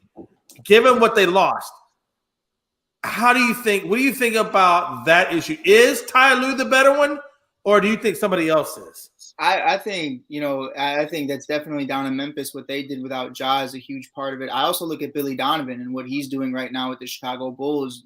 All of those guys with COVID and everything going on with that and the injuries, you have to look at how Billy's been playing. Frank Vogel is the farthest thing from what it's like to be productive when your guys are out. He is the worst about managing that. He's the worst about managing it when they're all on the court at the same time too, though. So, I mean, it's definitely something to where Ty Lue excels at that. Ty Lue did that a lot with LeBron. He dealt with that, especially with Kyrie and Kevin Love in a situation to where Love would miss a lot of games. Kyrie would miss a lot of games, never usually at the same time, but it's not uncommon for Ty Lue to have to be in this situation where Kawhi Leonard is missing the majority of the season. So I do think I give props to Ty Lue. Would I say he's the best out of the 3? Like you said, Memphis, Billy Donovan, and then Ty Lue. I probably got Ty Lue at 3. And that's all, it's a great top 3 to be in. Somebody always has to be 3. It's like Jordan, Kobe, and LeBron. No matter where you're at, you're still in that same conversation. So it's fine. I love Ty. So I think he deserves a lot of credit. But again, that Wizards team is ass. So I don't care what their lead was. It's garbage is garbage at the end of the day.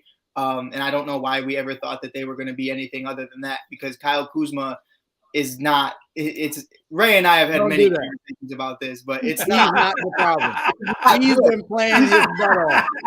He's the same Kyle Kuzma that we've seen throughout his entire career. That is not true. Don't do that. It's the same Kyle. You look at the stats all around the board. He gets more minutes and the same amount of points as he did with the Lakers off the bench. So I don't want to hear anything about Kyle Kuzma being effective. But yeah, I think Ty's doing a bang-up job. And Jay McLovin, listen. So my boys and I were chilling, and I was sitting in my crib, and I was like, you know what I need in my life? A fish. So we went down to the store, and I bought a fish. And now I got a fish, and his name is Byron. And we're living our best life right now. So that's why I was late to the show today, bro. I went to get a fish. Hey, listen, it's all good. I don't have no animosity towards you. Hey, listen, I don't, man, Mike. I have no animosity towards Real you, man. quick, Other than the fact that we're late to the Kyle show. Kuzma's averaging a career high in rebounds and assists, and he's playing You want a great. cookie? You want a cookie? You said he's getting the same minutes. And Oh, wait. A career high in rebounds because Anthony Davis is no longer on his team, right? He got traded. He was coming off the bench. Oh, so Dwight Howard's no longer on his team, right? No, Yeah. So that kind of makes sense to why you're getting more rebounds, right? but he's playing with LeBron, who gobbles up rebounds. What do you mean? So he played with all That of those is guys. true. That is That's what I'm true. saying. That's why he didn't have rebounds. Now he has rebounds because who's their center out in Washington? Thomas Bryant. Put some respect on Thomas Bryant's name. Oh my God! I'm not putting any respect on Thomas Bryant's name. Why are you so disrespectful to the Washington basketball? I just don't. They're overrated. They're overrated. Bradley Beal was He's averaging almost 9 rebounds a game. Yeah. Well, to be honest with you, Bradley Beal is shooting under 50%. Bradley So, Beal's been god awful this year in a lot of ways, but yeah, he's been struggling a little bit. He said, Mike, quick question. What's your thoughts on the Bears GM? Yeah, boy. You didn't get your boy you were wanting. You got Eberhaus.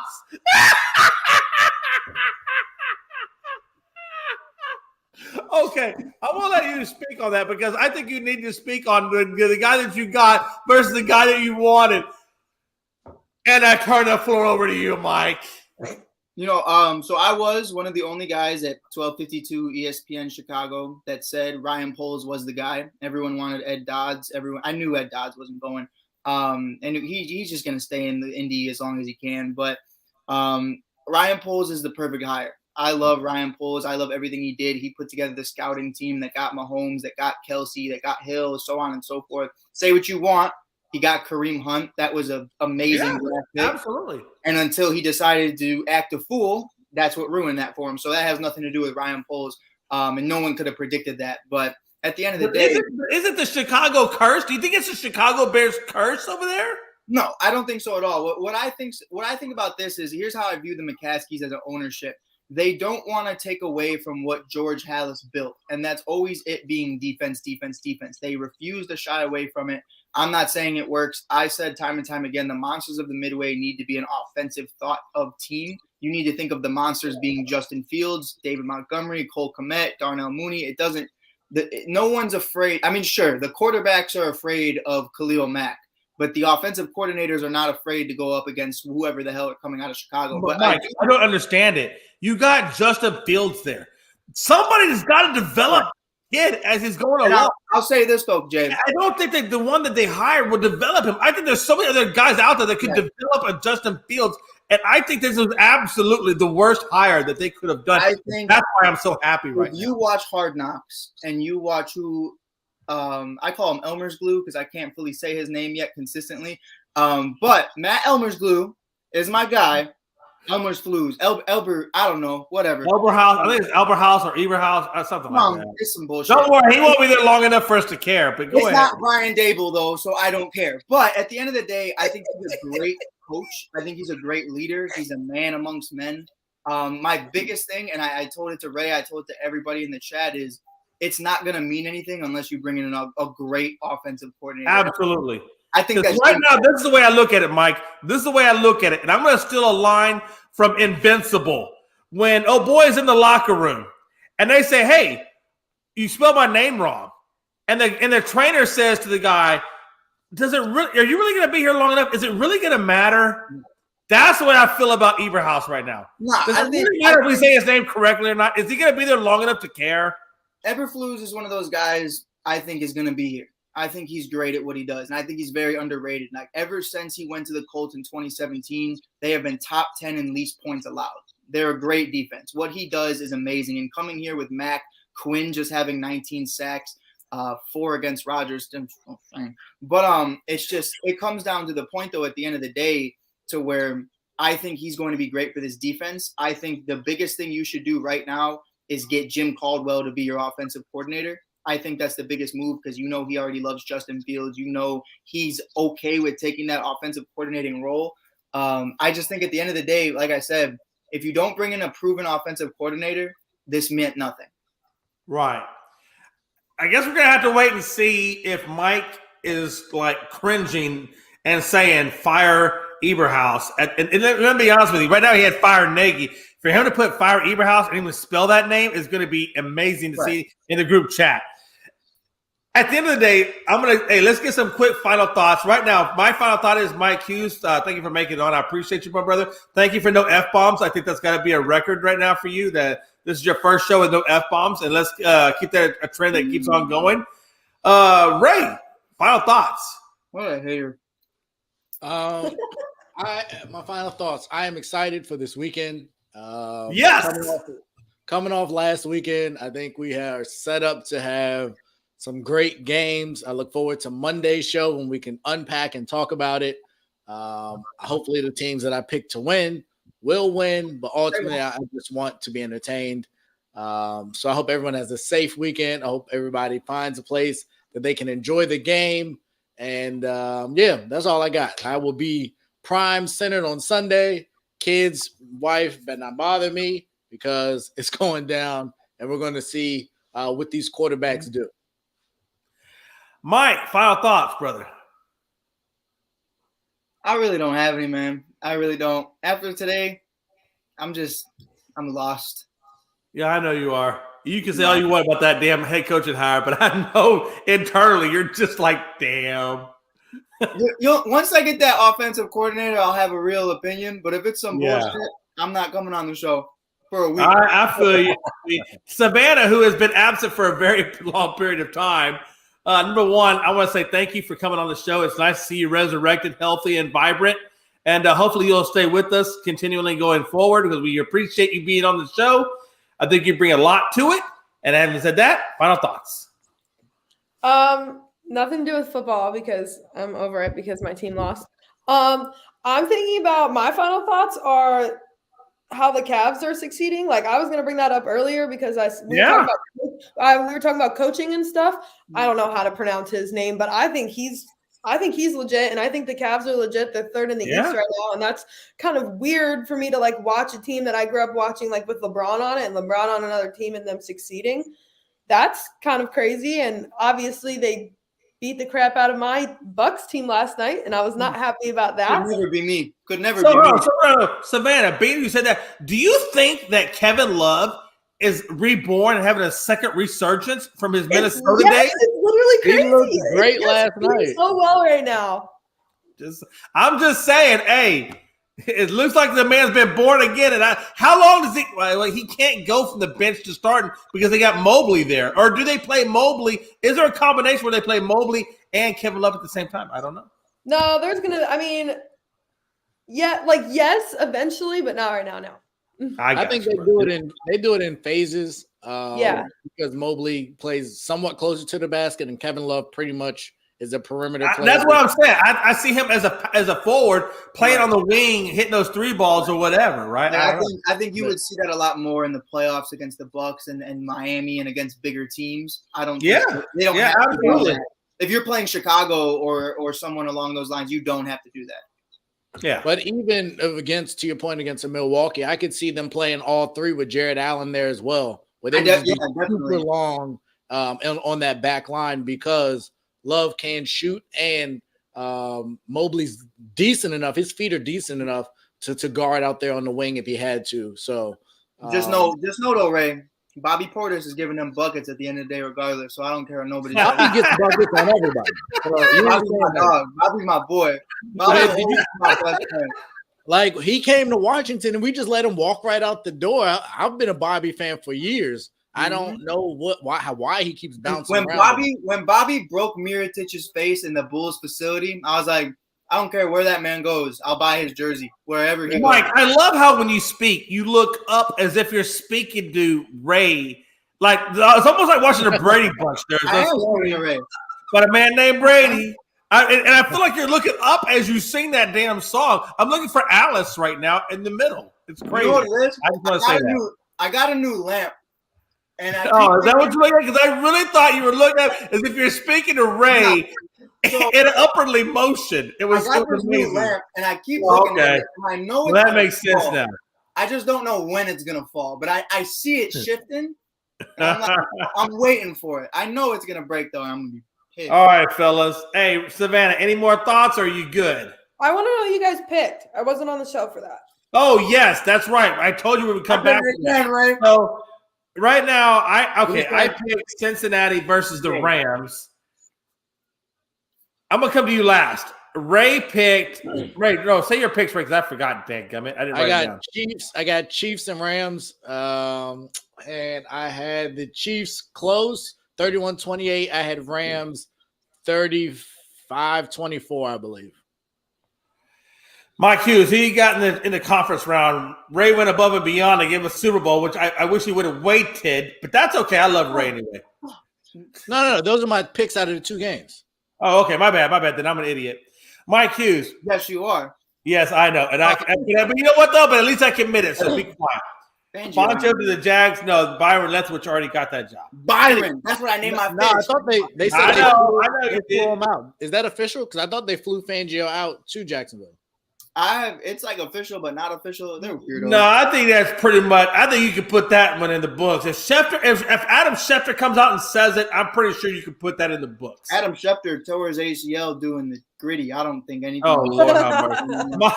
Mike, you know I'm rocking with my guy. Who's your picks? Who you got?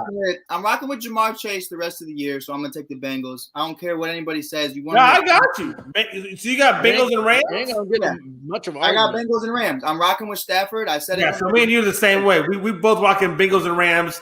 You got Ray up there with the Rams and the Chiefs. No, but it's understandable. Like, I'm not even gonna lie about it. Like, I'm literally rocking with the Bengals for Jamar Chase because he won me that championship. If it wasn't, hey, listen, I got you, brother. I got the Bengals because of the Jamar Chase and Burrow's connection, and I think that's going to be special. We'll see. We just got to be careful because Mike Hughes over there on the Chiefs might get a Super Bowl MVP. Stop it. Savannah, who you got? Who's your picks now? You done heard all of ours. Who you got? So I picked against the Bengals when they played the Raiders. They won. I picked against the Bengals when they played the Titans, and they won. Mm-hmm. So I'm going to do this crazy thing, and I'm going to pick the freaking Bengals because when I don't pick them, they win. Wow. And I'm wrong. So okay. The Bengals, and it doesn't help that the Bengals beat the Chiefs. Like, I know it was a crazy game, but in the regular season, so you already know that they can do it. And the Chiefs were already on a run already in that point in the season. So you know that the Bengals are a great team and they have a chance. I was always saying that they didn't have a chance. Chiefs are going to kill them, but I'm wrong. And I feel like the Bengals are going to pull it out. And as much as I want the Rams to win because I don't like the 49ers since they just decide that they want to beat the Packers, that's fine. The 49ers have literally beat the Rams 6 times in a row. And I know it's super hard to beat a team 3 times in one season, but you know what also is hard? To literally beat a team 6 times in a row. So right. I'm gonna go with the 49ers. Okay. Hey, I'm not mad at you. Hey, they beat the Packers in a snowy environment. So say it again, Jay. What kind of environment was it? It was a snowy environment. And didn't they tell you, Jay, that it wasn't gonna snow? And you were who said it was? You were the only one. You know how no. I'm gonna be very non-cursing right now. I live in Wisconsin. I'm a Southerner by trade. I live my whole life in the South. I am warm-blooded to the nth freaking degree. If it goes below 71, I'm freaking out. Okay? I was like that too when I lived in Florida. Yeah. I lived in Wisconsin for 3 years, and I will tell you this. My credit card is in about 1 million pieces, scraping the ice off the windshield, and my hands still are freezer burnt from shoveling the snow. So I don't want to hear this crap. If you can play the snow and you can do that kind of job, that's amazing. And I knew it was going to snow. My internal instinct said, AJ, I know it says snow. But you know the weatherman's only right 10% of the time. So it's going to freaking snow. And it snowed. I don't want to hear no more about this. I'm calling Jay McLovin. Be a weatherman. All right. Good job. 2 times in a row. Hey, like I said, if a man can can a popcorn 2 times in a row, what can he do in college? I guess anything. Well, I forgot to do my work today. Well, there you go. And it doesn't surprise me. LaDonna texted me, too. Don't forget to do your work. I was like, I'm out getting a fish right now, bro. I don't know what you want me to do. I can't even hold you. But and on that note, ladies and gentlemen, between Ray, Mike, and our ever-present Savannah, who now has come back, this has been Real Talk on another episode, and we will see you guys on Monday. Yes, sir. Where Ray will be the only one that has something to apologize for. If Ray's right, because correct me if I'm wrong, Savannah, you did pick. No, my bad, Ray. No, you will not. 49ers. Savannah and Ray will both have to apologize to me and Mike Hughes. I'm just gonna put that out there. Wait, for which doesn't game? want me and Stafford to be great, and that's okay. That's okay. Because me and Mike picked the Rams. No, but me and Mike picked the Rams and the Bengals to win. Savannah, you differed in the 49ers, and Ray differed in the Chiefs. Listen, if the Rams win, I will happily apologize. Me and I do Mike. not want the 49ers to win at all. If the Rams win, I will be happy, and I will be glad to be like, Savannah, you take that narrative. You go down to the pawn shop and see what they offer you for it. They're probably be at a very discounted price. You'll get a fish. Stop it, Mike Hughes. No F-bombs. I didn't say nothing. What the fuck? Oh, see, no F-bombs. You couldn't do it, man. And I gave you all the credit in the world. Hey, from us at ASAP, this has been another episode. We appreciate each and every one of you guys that tune in and listen. And we'll catch you guys on Monday. Until next time, it's Jay, Ray, Mike, and Savannah saying peace out. All sports, all plays. All sports, all plays. All sports, all plays. 365, we making up plays. You talking the game, get you through the days. We're high in the court, the dime in the lane. Variety topics, living the same. All presentation, sports information. In the airways, taking the nation. All sport, all plays, like working your faces. Grace at the field, so tie the laces. All sports, all plays.